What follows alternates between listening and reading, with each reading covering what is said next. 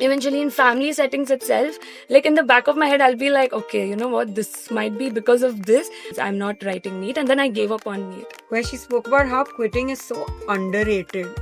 It's that self thing that you gotta do something to achieve a better side of people. Half asleep me told yeah sure, and I cut the call and I slept. I just cried, and that has been my That makes you the third person in the room.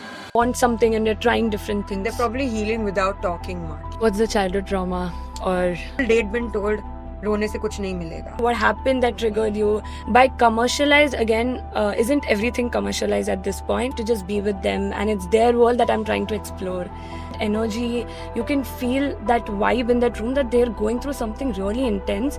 That's something I really didn't like. I didn't want to feel helpless like this ever again. And the last one, mental health isn't a trend, it's a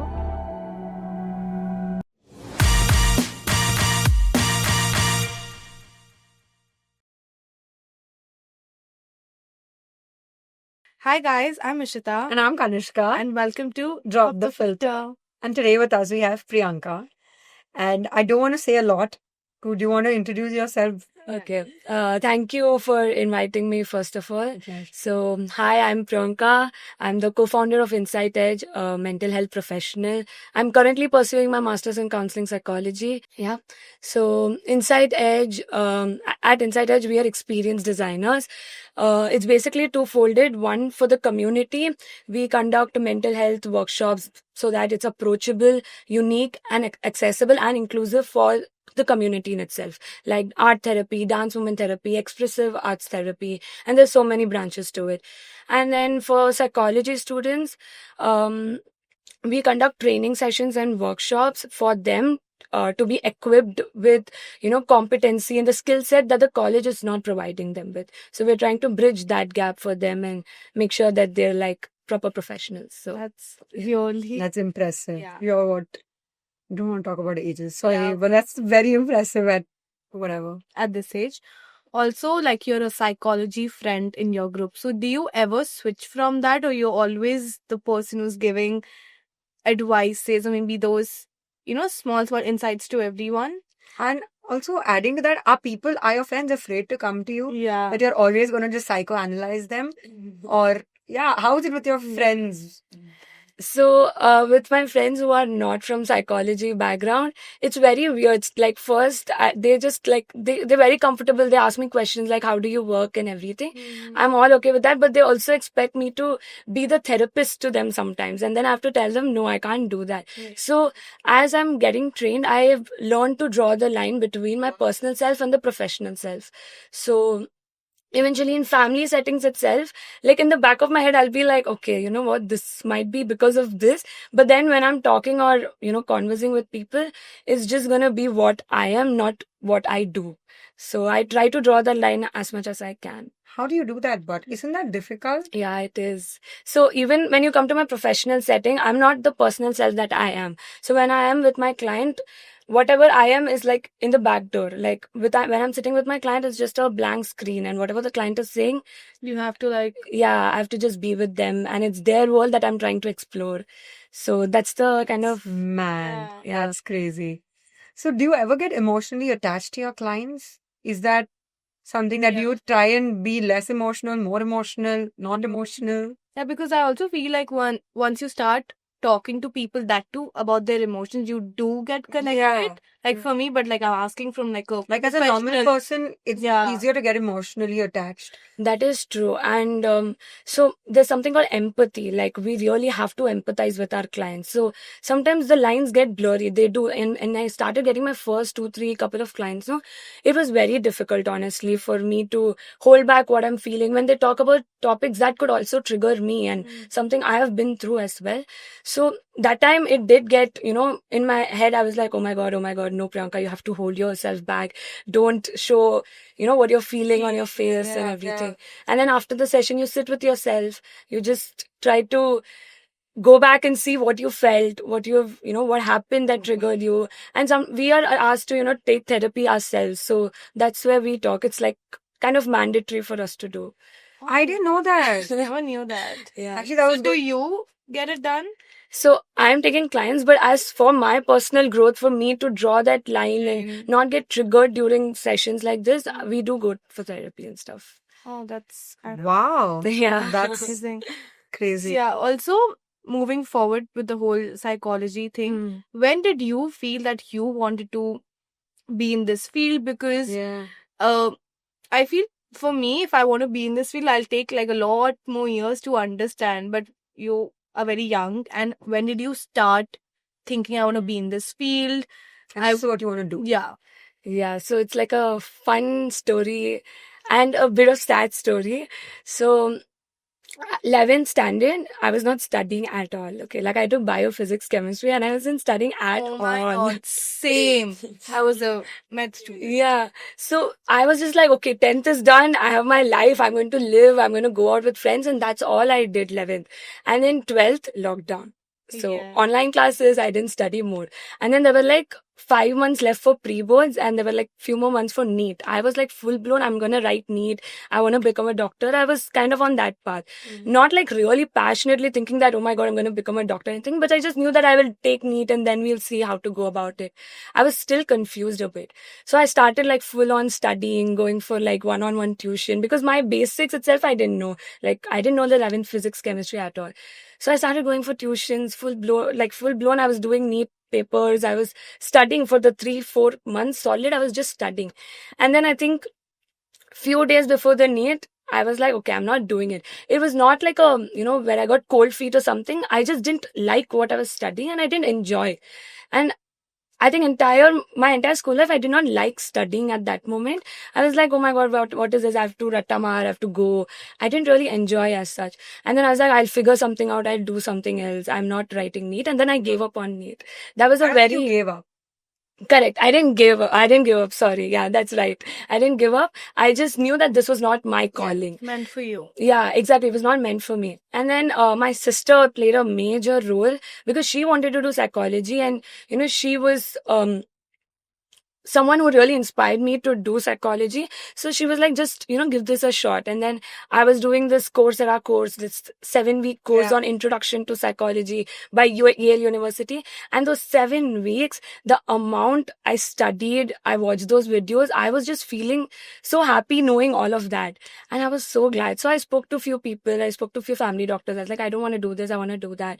And all of that happened. And I think, in that moment as well, my grandfather passed away, which was, I was very close to him. He was like the only person in the house who would have my back. He wouldn't let my dad shout at me. He would just be there. And processing that grief, seeing everyone process that and, feeling helpless. That's something I really didn't like. I didn't want to feel helpless like this ever again about myself, about people who are going through all of that. So I was like, you know what, I just want to go make a change out there. I can't feel helpless anymore. And that grief that I carried is still, I haven't been able to process it completely because again, it went from not taking care of myself to taking care of everyone around me.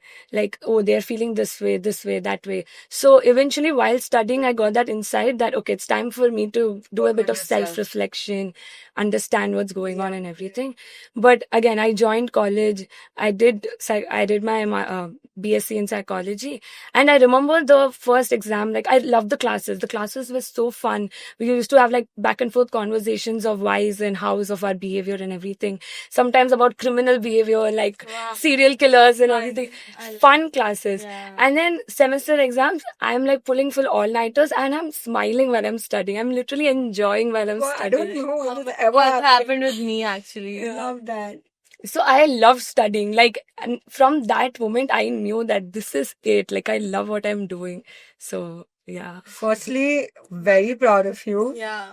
Because I feel like a lot of us make these decisions. I saw this reel very recently where she spoke about how quitting is so underrated. Why is quitting always taken in a negative way? I mean, imagine how great it is that you know you don't like something. Exactly. And you know you can do something better with your life. So you say, okay, bye-bye. I will focus on what's next. We always give an award to people who do things they don't like. Yeah. But why? I mean, I'm not saying you're doing a horrible job. I'm just saying, don't you think it's stupid? Hmm. You don't like what you're doing. You're probably doing it only because you want to prove it to others who at some point in the long run don't care about you. I get when people have to do certain things Hmm. out of, say, family, career, money. I understand those things. But sometimes when you have the liberty, but you just want to prove it to others that you can do it, and you're stuck there for 2 years, 3 years, and after that you realize, shit, I can't do this anymore. And that's when you're like, okay, fine, now I'm gonna quit. Like quitting, like even when I left my master's halfway because again, Hmm. wasn't feeling, Hmm. you know. So when I came back, a friend of mine told me at that time that, why are you quitting? At that time, I myself took it up in a very negative way, saying that it's not quitting. I'm trying Yeah. not to quit. I'm not giving up. Because she trying said, you're to do giving up something too better. soon. And then I ended up I'm not comparing friendships. I'm just saying, well, we're not friends anymore. So that's a different story. So Oh my I'm just God. talking about the other people I was talking to. And there's one thing about understanding where the other person is coming from. So Yeah. I get giving up. Giving up as a concept is very, I don't believe in it in a way, you know. Yeah, that Like people who give up, I don't know how you define it because never felt that way. What I'm trying to say is that when do you know you're giving up?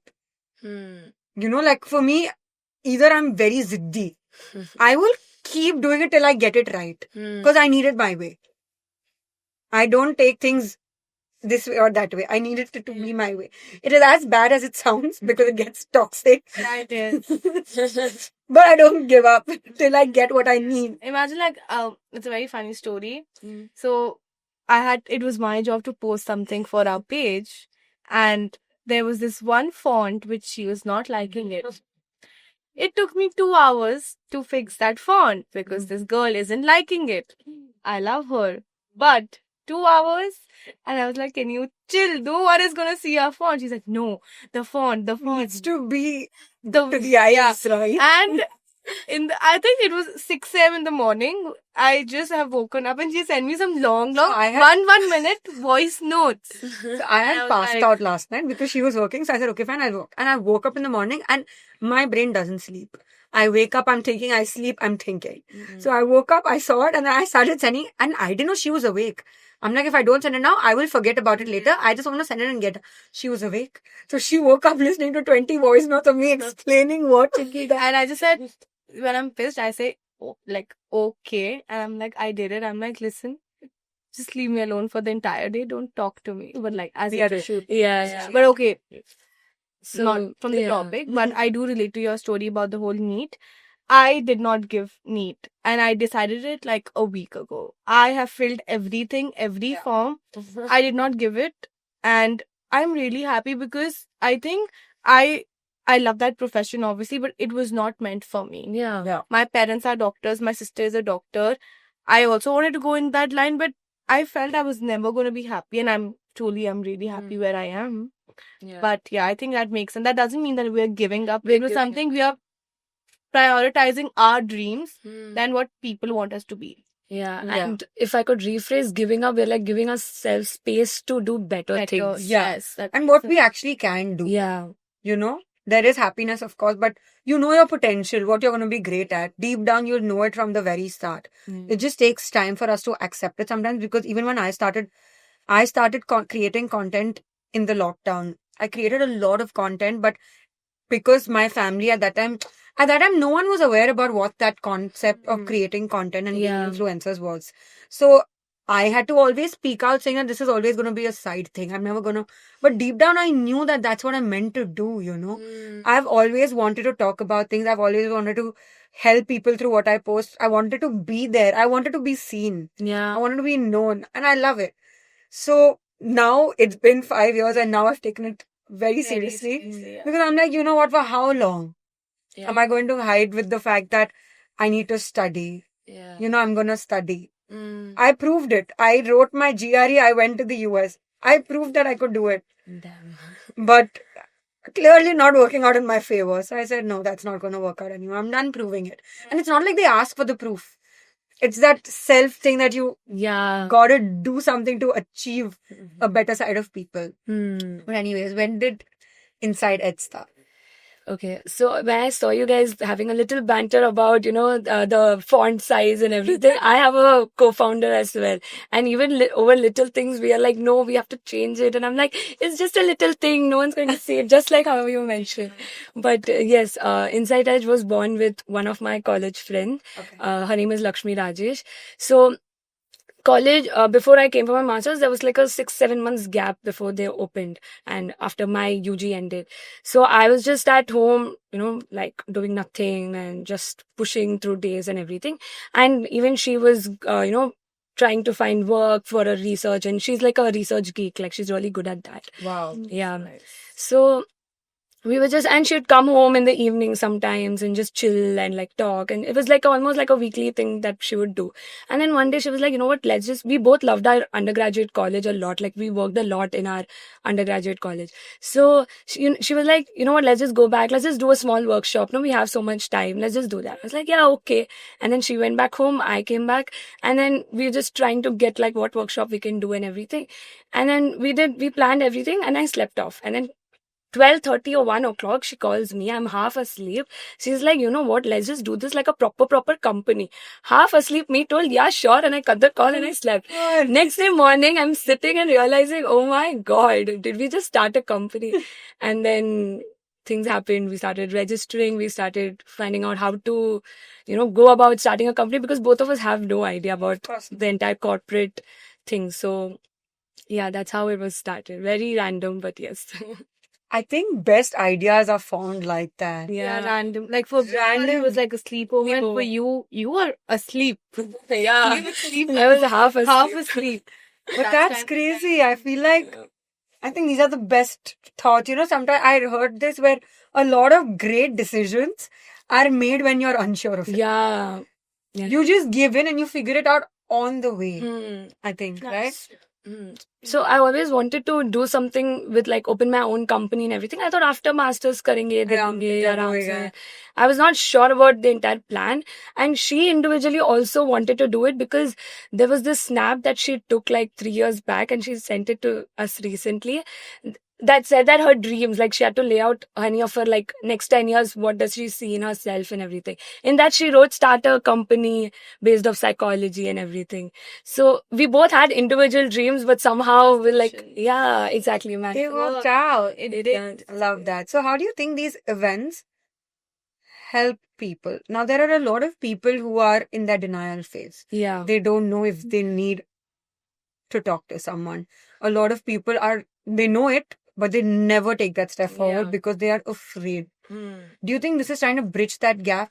Yes, of course. We're trying to spread as much as awareness and as much as we could make them comfortable with their own feelings, because sometimes even we share our vulnerabilities, our downfalls and everything on our social media in these events itself, so that only after we have processed it, one. And second thing is, if we share that much of space, it is intentional and it's powerful at the same time for them. Definitely. So I again believe, therapy works only if the individual wants to make it happen. 100%. So if they're in their denial stage and they want to, move through it, yes, it works. Therapy works. But again, these events that we curate, it's for people who haven't had, they weren't successful in talk therapies itself. Like they didn't find there are so many things. They didn't find the right therapist. Like the one-on-one therapy. Yeah, the one-on-one therapy session. So it doesn't work out for Yeah, everyone. that's true. So people who really like dance, who really like,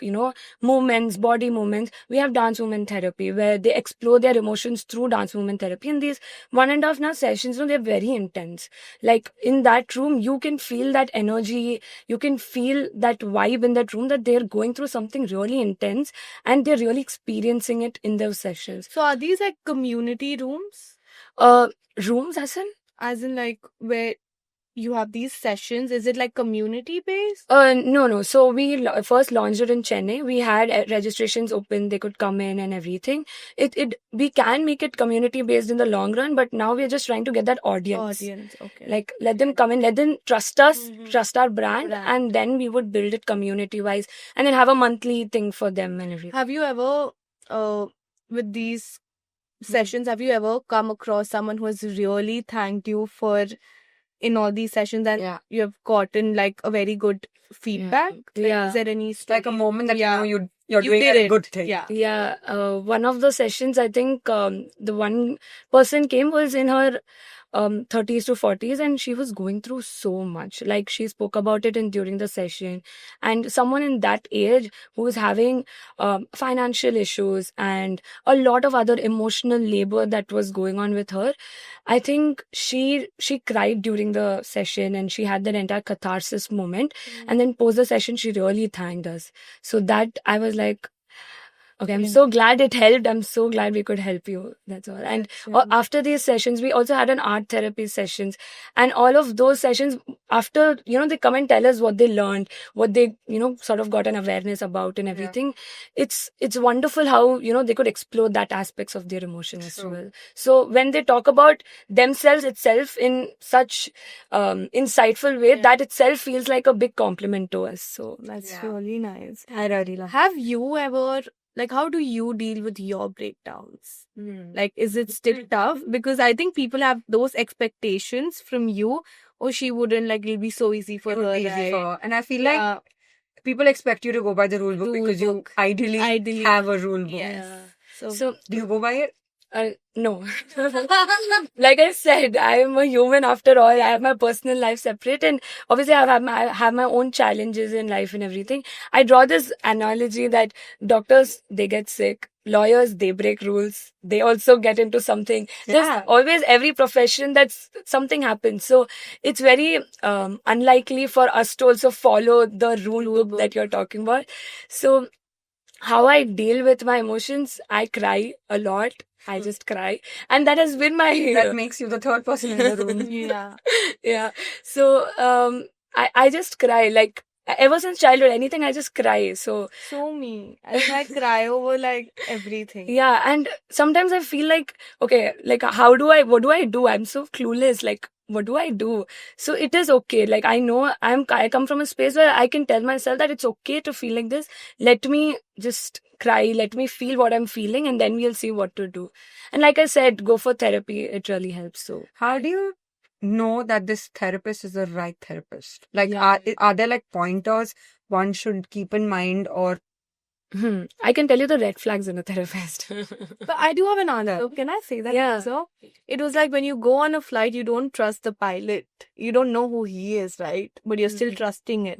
So I think it kind of makes sense. Like, you're giving something so much to a therapist in return, because that's how the whole agenda is, because they will help us back. no? So- I get that. I think sometimes therapists, like, there are like you don't click with the right.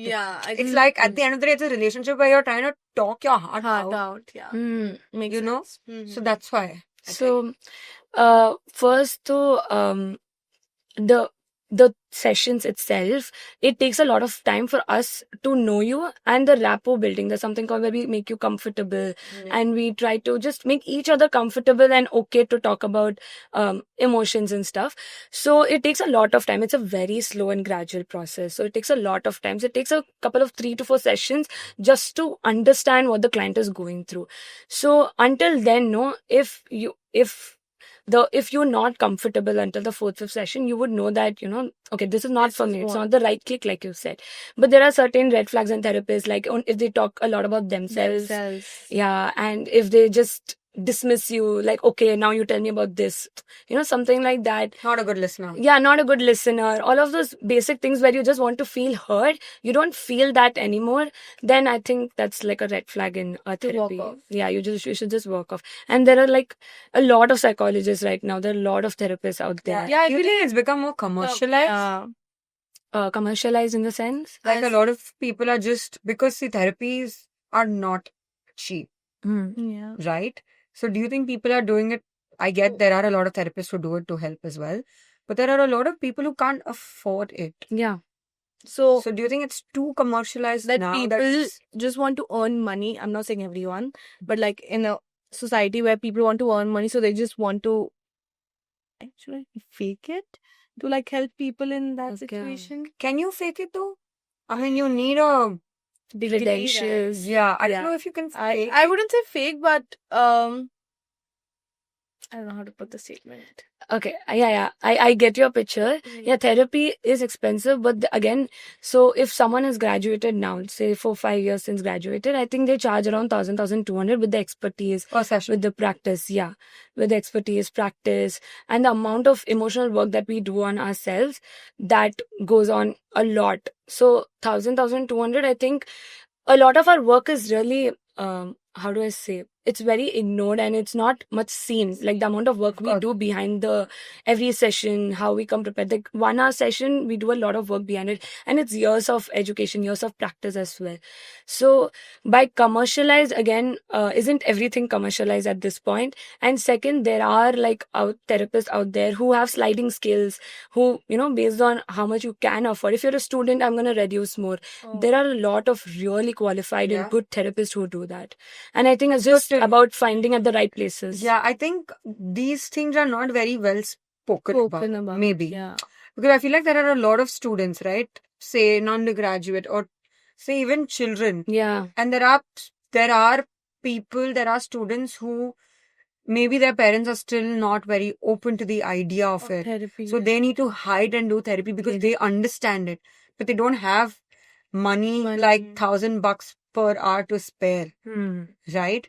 So how do you have ways to deal with that, or do you know places that deal with such issues? Yeah, there are a lot of firms, lot of organizations as such, where they have like a section of pro bono cases.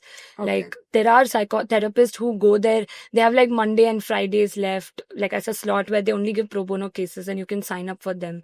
There are so many organizations, NGOs who do that. Yeah. And NGO. yeah, and when it comes to schools and students in school, there are those school counselors getting equipped, and it's like major right now. Like everyone is doing that. Every school I know has one. As a school counselor nowadays, counselor, because I think it's needed It in is this needed. era. I think even I had one school counselor Yeah, back in my I did. Yeah. I did. but now it's more prevalent, Yeah. and it's more seen as well. And we can't take therapy to school under 18. Basically any child, we cannot take them into therapy until their parents give the consent form. That's an ethical drawback that we have. Okay. So that's there. So that's why school counselors are trained to deal with children as such. So, I mean, I think you talk to a lot of people on a daily, right? There are sometimes you meet people through your events in your college and all of those other things. And we have also now discovered that you're working on your professional and your personal life as a different thing. And you meet someone and you know that person is going through a lot, and you think that a therapist or a therapy session might help that person. How do you sense that, or how do you deal with it? Do you go ahead and tell that person to talk, or how do you work around it? So when I meet people in a social setting, for one, like I can have good conversations. Like I have got that a lot, that I can make the other person feel really comfortable, and we can like talk for like hours, and that has not been a concern. And when we do that, I do sense like, okay, the person is going through a lot or has gone through a lot. So eventually in the start itself, I do not say that, like try exploring therapy, try it out, it might work for you. No, I don't do that, because no one wants to hear that as such. And do you think people take a lot of offense? Yeah, it is taken as an offense when people say, even during fights, like you need therapy or something, it is taken an offense, and I don't understand why. Like I mean, I do understand, like, going and seeking help is difficult. It's stigmatized over the years for a long time and everything, but again, it's still used as an offensive statement that people use. So honestly, as like personally, I do not like straight up tell them on their face that go seek therapy. But eventually, if they're really close to me, they really are looking for change, they really want to change themselves, they really want to build some growth and move away from whatever they're going through, then yes, I do give them like suggestion, like, what, you should try exploring this, it might work in your favor. So Got it. But adding to that, have you ever felt helpless in a way?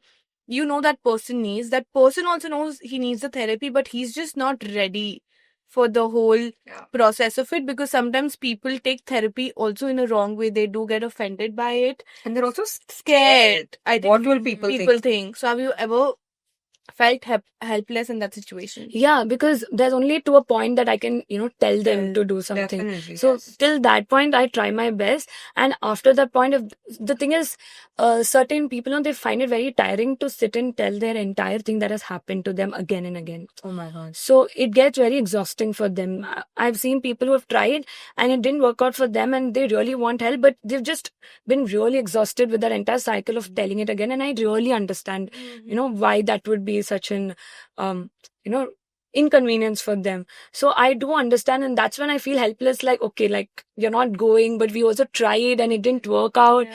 What do we do? So that's where, like, while building this company, this is something that I discuss with my partner as well. So we're trying to, these 1.5 hour sessions, these 2 hour sessions really help people in a lot of ways. That talk therapy takes a lot of time. These Course. workshops really help for people who, want something and they're trying different things. They're probably healing without talking much. Yeah.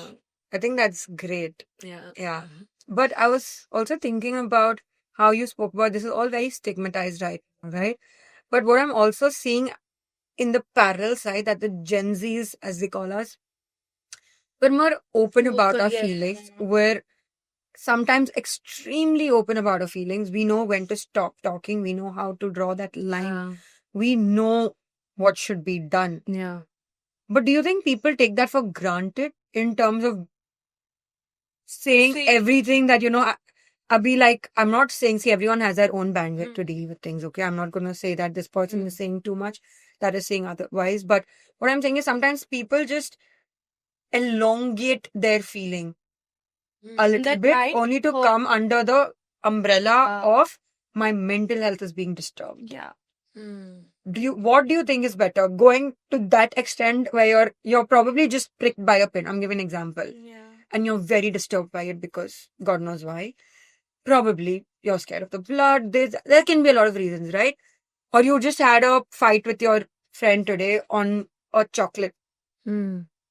And people go to the extent of saying that that's disturbing their mental health versus our older generation who think it's a taboo on a whole. Yeah. These are two extremes that we're dealing with in the same world, World, yeah. which is very difficult to balance with. Yeah. Because I feel none of us are understood then properly. Yeah. We all have like different perspectives. Everyone has their own ideas, and I feel like now we very well know when we want our space. Yeah. I feel like our generation knows how to take a step back, Mm. give me space, I will come back when I'm better. Yeah. We don't want to say things in the wrong way because we don't mean it. We don't want to simply yell and make a scene out of it. Instead, want to go reflect back and come back, right? But how do you think will we get a balance between both these, or will we ever? See, the thing is, when we talk about generations, if we start with our parents' generation, they've been brought up with a aspect that do not talk about feelings, don't cry. What is all of It this? is true. Dismissive, ignorant. All of that was very common, and they did not pay a lot of heed to what they were feeling or what they were going through, and as such. Very true. So how they have been brought up, they think that's the right way, and it's that Absolutely. perspective. That's their perspective of how they see the world, and how we have been brought up is something that we've somehow grown with an awareness that this is something I'm going through. This is where I need space. This is where I'll set boundaries and all of that. So again, that seems right to us, right? That's our perspective, and that seems right to us. Again, when we come to the people who are growing up right now, like you said, who for minimal things they use like exaggerated terms as such, like I'm having a panic attack for a mere inconvenience, and using terms like gaslighting, mansplaining so easily. For them, again, when we were also growing up, there were certain things that seemed cool or that seemed like, okay, I'm going to try to fit in. This is something like happens after puberty majorly, where you try to fit in and peer pressure and all of that. So there are a lot of factors of why they would say something like this. One is they do not know a lot about it. Yeah, definitely not. So I think that's where that entire thing comes up, where they're using terms just easily, just thrown under the bus just like that, without knowing the intensity of the word as such. Yeah, because I think earlier when I was in school, we had a session around anxiety, depression, and a lot of these things. Okay, and I was in 8th grade, 7th grade at that time. So we had a book, and they were like, if these are your symptoms, you are depressed. If these are your symptoms, you have anxiety. And as a child, I wasn't a child, but as an 8th grader also, you'd want to have those symptoms so you can be like, oh, we're relating, we're in the loop, right? Yeah. So, and that's when these words at that time also weren't depression, anxiety was never a word Word. at that time. Yeah. Depression was something people were sad, they were depressed. Depressed. People weren't getting food. I'm talking about home food that they don't like. I'm not talking about people who Yeah. yeah. So in general, like I'm just saying, like for example, I wanted to have pizza today. My mom made roti sabzi. I'm depressed. It was just like you said, Understood. thrown away. Yeah. But that's not what actually depression means. Yeah. And I get where people want to fit in and understand and want to spill these words out. But I feel like there is a way where our generation can probably educate the youngsters Yes. as well as the elders. Yeah. So this is something I think everyone should do. I think you will be explaining it a little better. I'll just say it in a layman's word, layman's terms. Terms. In terms of ki, as a child who's 23 years old in a family, I think I want my family members, but I make it a point that I explain to my grandparents as well. Ki, I don't want to sit and explain that this means that nobody cares about definitions. No one's ever learned meanings of any word, right? But I think more in a more practical sense that I am a big crier too. And I've always till date been told, रोने से कुछ नहीं मिलेगा. Oh yeah. Correct? You cried. रोने से No, I'm not. Oh my god. I'm not saying that you cry too much, but I hear those things that yeah, like you रोने से, you won't get what you want. And but the idea is, I think our generation is not crying for those things. We don't cry for sympathy. We don't cry to get things. I think that's long gone, the years where I used to cry for a toy. You know what I mean? I think we cry for being disrespected. I think we probably cry because we're not heard. I think we cry because we don't want to yell at you. We don't want to raise our voice and say some bullshit. So our outlet of an emotion comes out as crying. Our elder generation, like you mentioned yourself, they were taught that crying is a horrible thing to do. Crying makes you weak. Crying makes you stupid, probably. So you just end up yelling. Do you want me to cry? Don't cry. Okay. So, but the point is that that's what they're taught, right? Their emotional outlet is anger. Yeah. So whenever a minor inconvenience, they end up yelling. For our generation, minor inconvenience for women in more generalized way is crying. For men in a more generalized way is shutting themselves off. Yeah. I don't see our generation being angry all the time. I see us be more mindful, which I don't think the older generation is about things. So for me to, when I was taking this entire career, for me to sit down, explain it to my parents, explain it to my grandmom, everyone in the extended family, I would go on like family functions. They're like, चेहरा पढ़ सकती है, mind पढ़ सकती है, tell me about myself and all of that. So at that moment, I will take one statement that this is not how it works. We try to understand behavior, something that I could just tell them in layman terms. But I think my family has been very supportive, very open, and my mom has, she has it in her that therapy is important and everything. So is my dad as well. Both of them have accepted. They didn't know anything, and eventually they were also open to it, like understanding what I am doing itself. So again, when it comes to generation talk, so it's very subjective because the kind of generation we have seen is very different from what other people have also seen. So everyone's grown up in a very different environment, and cultural differences also come in a lot. So if you see it, there are so many outliers in the in my parents' generation itself, because I see a lot of my dad's friends knowing more about therapy and everything, them going for therapy in itself from like a long time back and everything, which was very surprising. So of course, so for when we talk about generations, it's very like generalized thing, but it's from what we see as what that generation is. Yeah, probably. Yeah, because I think even my granddad did therapy. I mean, of course, we had to explain it to him why, what, how, and it helped him. It helped him. So I think at 72, if he's okay with taking up that I step. think my dad yeah, was also going through therapy, and we learned so much from him now. Yeah. So I feel it's So that's just what I'm like saying. I a- think it's the barrier or the difference between educating. A Education. lot of them come with it because there are a lot of families that had that whole educational belief from their end. There are a Yeah. lot of families that jumped into family business Yeah. in the very start, so the education was cut off. No, I'm not blaming their parents. I'm just saying nobody wanted to study. Everyone wanted to be in the race of earning money and get a life because that was their view of seeing life, work things out for their Yeah. family. So I feel like the barrier that comes is education. Yeah. I mean, I'm not saying everybody needs to know science and maths. I'm just saying certain things like mental health education, Yeah. livelihood education, life skill education needs to be there. Like men now, boys now, there are a lot of them, a better part of the percentage of the different genders know how to do certain things are supposed to be just for the females. A better part of the female percentage is now doing a lot of things that was just to be just for the male, Men. Yeah.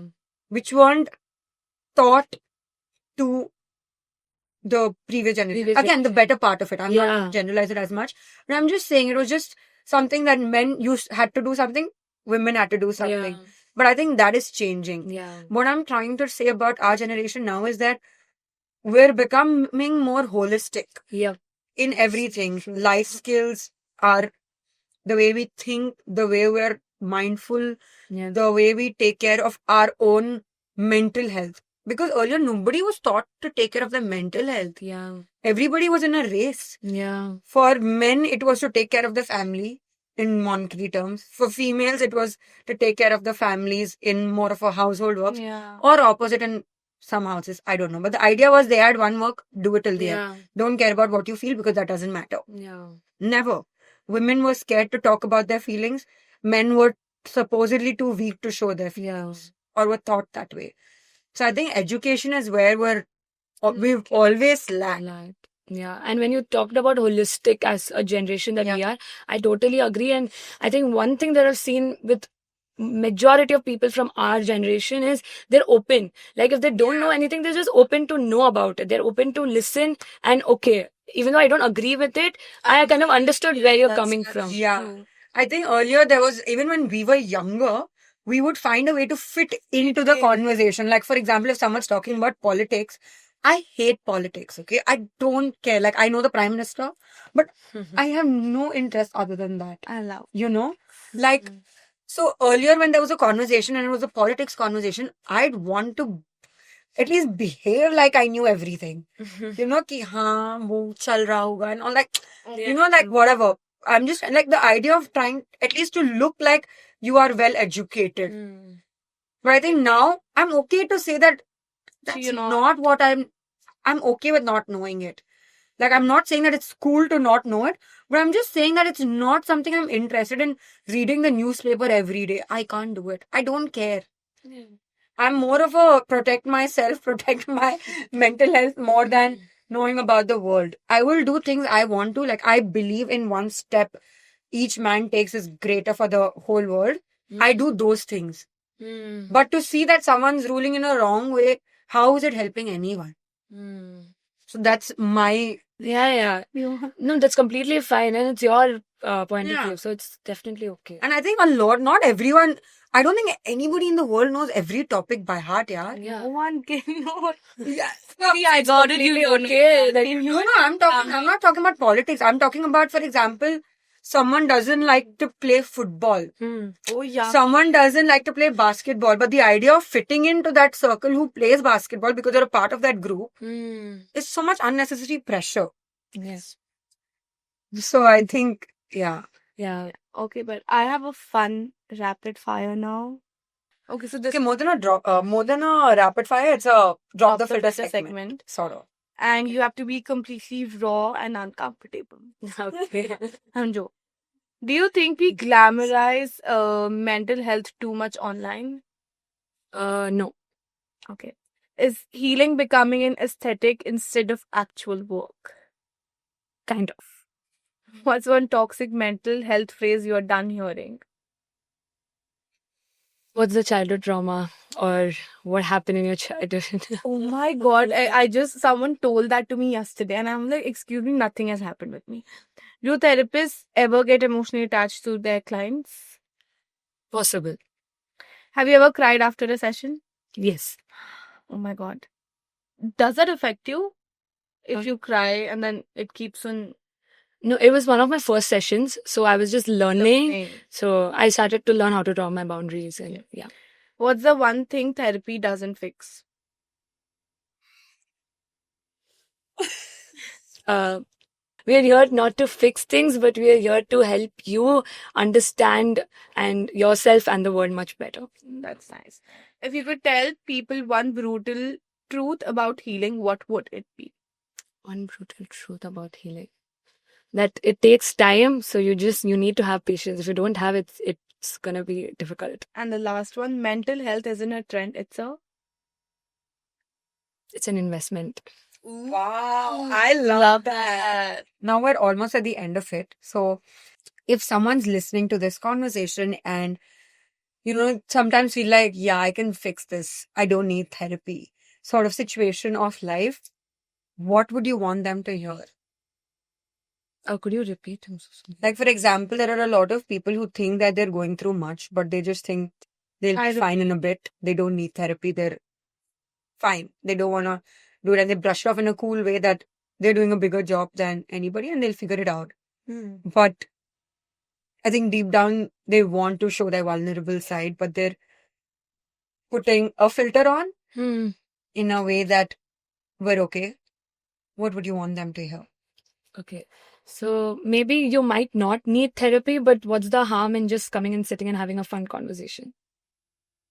Yeah, it doesn't have to be that deep. Yeah. You can just have a talk. Now let's see. Yeah. And one last question. What if people are tired of healing and tired of going through the same therapy sessions and they don't feel a change? What would you tell them? Because a lot of people who keep telling no, it's, the same question is just like extended question. What would you tell those people? That they're not seeing any change Yeah. as such. There are multiple options out there. There are multiple alternatives. Again, one thing doesn't work, you try next. Other. You know how in Dear Zindagi he makes Alia Bhatt Alia sit in Bhatt different chairs. chairs. That's how life is. Like one doesn't work, try sitting in the next. See what works out for you. See where you find the most joy. See where you are really, feeling yourself in whole. So I would say just try out different things. It might be exhausting. It must be tiring. It would be at the end of the day, you'd just be like, I'm done. But just try waking up next day and being like, let me give this another try. Let me try this the other way. Just hang in there. Yeah, just hold on to it. It would work. I love that. And I think that's a great note to get an end to this episode. We had a lot of fun because honestly, this is our favorite topic Yeah. to talk about because both of us really value our mental health a lot and the people around us. Around So us, this for sure. this topic is like we have had endless discussions about this because And it's not only for the camera, it's yeah, like Yeah, in general, general. like for the last 5 years, I think both of us connected through such topics itself because I think I started therapy during COVID first year in 2020. Yeah. Yeah, and then she was also looking to start, and I mean, one thing led to another, and that connected us. And yeah, I think it's been a great part of our lives, and it's taught us so much about Yeah. ourselves and each other to value what we're thinking. Be respectful of people, be mindful of people. So I think it was great having you and someone who's so new in the industry but still so well aware about what I'm she's doing. actually really impressed. Yeah, Like, it's crazy. Yeah. Because I think you're still in that budding phase. Yeah. So you understand the small, tender, Yeah. truths and feelings Yeah. about Yeah. certain things. And which is the great part of, in a relationship, there's a honeymoon phase. Yeah. I think that's that for you right That- now with yeah. your work. And I feel like that should never end Yeah. because that's what Right. keeps you to the ground and keeps you. Exactly. Because as therapists, you need to be great listeners. You need to be so down to earth. You have to be able to not talk when you have that urge. You have to fight that urge of not giving your opinion as human nature. is, you want to just give your opinion. Yeah. So I think you're doing a great job. Thank you so much. You're helping a lot of people, which is Yes. Exactly. But yeah, we'll see you guys next Friday. Have to give a flying kiss.